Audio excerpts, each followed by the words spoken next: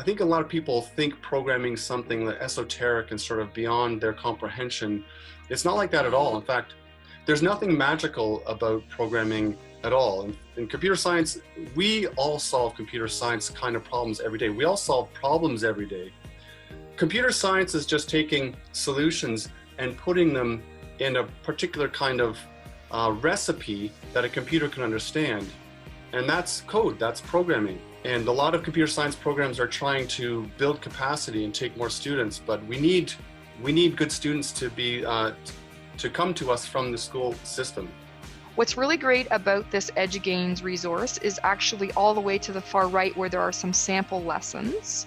So clicking on that, we've got a column here that has coding without technology. A lot of times this is known as the unplugged activities. So you wouldn't actually need to use a computer to do those. What they do. So now we actually, in the classroom, as I was mentioned before, you have people who become the experts. And so then I can take a step back, become more of a manager of the actual lessons that I'm doing with coding. And the students themselves are the ones that drive the lessons themselves and also the assistance for each other, which in this end, it creates a great sense of communication. And when I have to do other projects in mathematics for inquiry, that collaboration that they do for coding carries itself on in other cross-curricular activities that I do. Sometimes it's my students with special education needs that are better at it because they're used to having to persevere, whereas my academic students get really frustrated because they're used to things coming naturally and they don't have those skills to debug when there's a problem. So this is just the link that we have from the Toronto District School Board. What's great about this one is they actually have curriculum connections for any grade. So if we chose, for example, kindergarten, then it actually is giving you the frames and you can click on it and they will have a whole lesson for you to do.